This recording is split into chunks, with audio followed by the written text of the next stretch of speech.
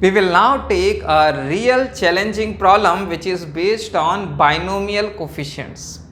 Now here they have given us three expressions like this. The first one on the right hand side, they have written factorial s upon factorial r into factorial s minus r. Now just by looking at it, you should be able to make out it is something of the form NCR, which we write it as factorial n upon factorial r into factorial n minus r. We are already familiar with that. So this is nothing but SCR. Now for this to be defined, the value of r must be less than s or equal to s. So if r is greater than s, this will not be defined. So what they have written is, if r is greater than s, we just have to write it this whole thing equal to 0.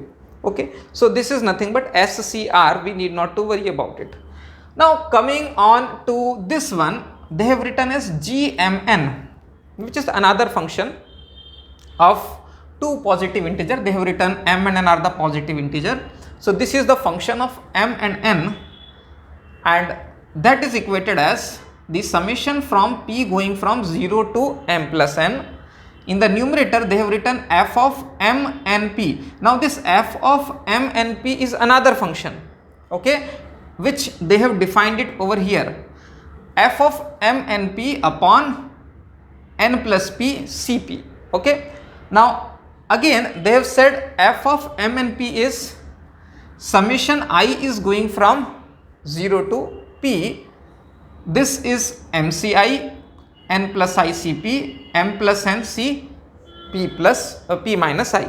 Now I will work on this. I will start from here. So what we can do is, we can write this as summation I going from 0 to p. This is mci, which I will write it as it is mci. Okay, now here it is nci cp. So NCICP can be written as factorial n plus I divided by factorial p into factorial n plus I minus p. Correct? The last one is p plus n cp minus I, which I will write it as factorial p plus n upon, this is p minus I factorial. After this it is p plus n minus p plus I. So p and minus p will get cancelled out. We will get only factorial n plus I, factorial n plus I. Now if you observe here, this n plus I will get cancelled. This will get cancelled. Now what we are left out with is factorial p plus n, factorial p here. Now factorial p plus n upon factorial p, again by looking at it, you should see that it is something of p plus n cp. Only thing which is missing here is factorial n. So what I will do is, I will multiply and divide by factorial n, and I can do that because here the summation variable is I. That means what is variable is I. N is a constant. So I will multiply and divide by n. Now what will happen as a result of which, this factorial p plus n upon factorial p into factorial n, this becomes p plus n cp. So what I will do is, I will write it over here, summation I is going from 0 to p, mci I will just write it as it is, and this p plus n factorial upon p factorial into n factorial, I am writing it as p plus n cp. Okay, this is p plus n cp, and then what is left out with me is, this is factorial n upon factorial n plus I minus p and factorial p minus I. Now if I add n plus I minus p plus p minus I, then minus I is cancelled with plus I, minus p is cancelled with plus p. This will be, if I add them, add these values, n plus I plus p minus I will get n only. So and numerator also we have factorial n. So this can be written as n P NC P minus I. NC P minus I, correct? If you solve NC P minus I, you will get these three values only. Now, this is what we get in the next step. Now here, if you see this P plus NCP, it does not contain I,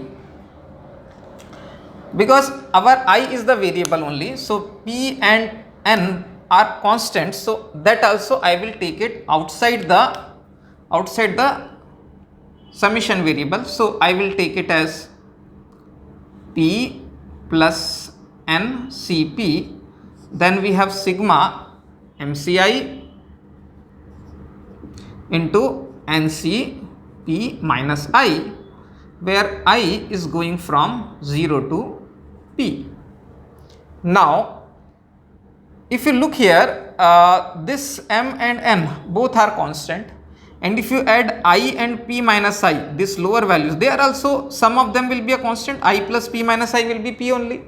Now here we will make use of a very important property of binomial coefficient, that if this happens, that this lower subscript, this I and P minus I, if their sum is a constant, then, and if this is kept in the whole summation thing, now this entire thing, I am saying this entire sigma expression, this can simply be replaced by, this will simply be replaced by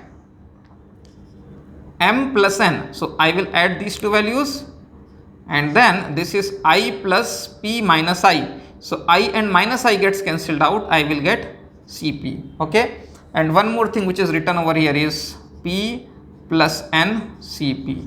Now what is this we have? This is nothing but f of M and P, because I was working on this only. So this is nothing but f of M and P, correct? Now coming on to this f and p can be used over here. Now my g of mn,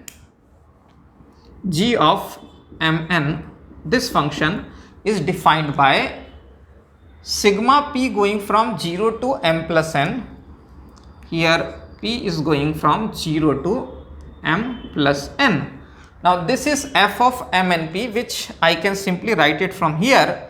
This is nothing but p plus n Cp multiplied by m plus n Cp, and in the denominator what we have is n plus p Cp. So I will write n plus p Cp.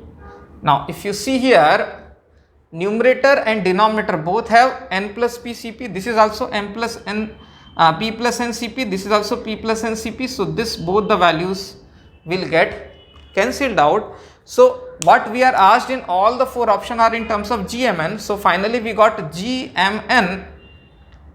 This can be written as what we will write here in GMN. This is sigma P going from 0 to m plus n, and this is only we have m plus n Cp. Okay, now if you solve it, if you start p is equal to 0, okay, p equal to 0, then it becomes m plus n C0, then you put p is equal to 1, then it becomes m plus n C1, like that it keeps going on. So it keeps on till m plus n. So last value becomes m plus n C m plus n. So this one, if you expand it, if you expand the sigma, it is like m plus n C0 plus m plus n C1 plus m plus n C2 goes on till m plus n C m plus n, which can be written as 2 raised to the power m plus n. So this entire thing, this entire g of mn can simply be written as 2 to the power m plus n. That's it. So we got this value, g of mn. Now let us look at the options. Now the question is done. If you write, if you see the option A, on the left hand side we have GMN, which is 2 to the power m plus n. On the right hand side we have written GNM, that means m and n both are interchanged. So interchanging m and n doesn't make any difference here, because this 2 to the power m plus n is symmetrical with respect to m and n.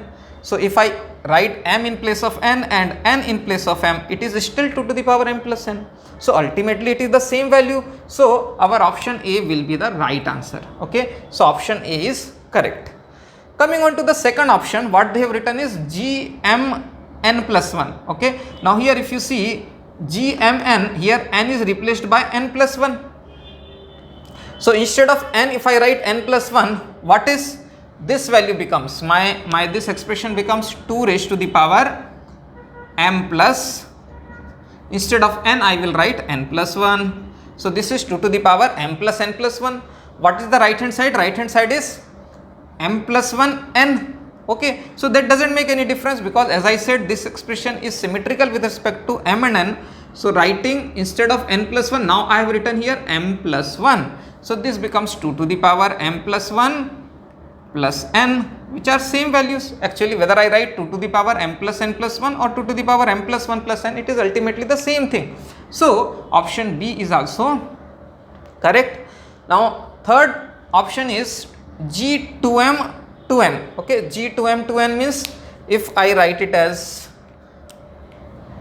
2m to n, so instead of m it becomes 2m, instead of n it becomes 2n. So 2m plus 2n. So this is g2m to n. On the right hand side they have written this should be equal to 2 times g of mn. G of mn is 2 to the power m plus n. But you see these two are not equal. Okay, so option C is actually not correct. Coming to the last option, wherein he says g of 2m to n, which is the same thing, 2 to the power 2m plus 2n, and that should be equal to, on the right hand side, g of mn. G of mn is 2 to the power m plus n, and g of mn square means 2 to the power m plus n square. This if you simplify, is it nothing but 2 to the power 2m plus 2n, which is matching with our left hand side. So our option D is correct. So finally what we get is, we have option A, option B and option D. These are the correct answers to this question.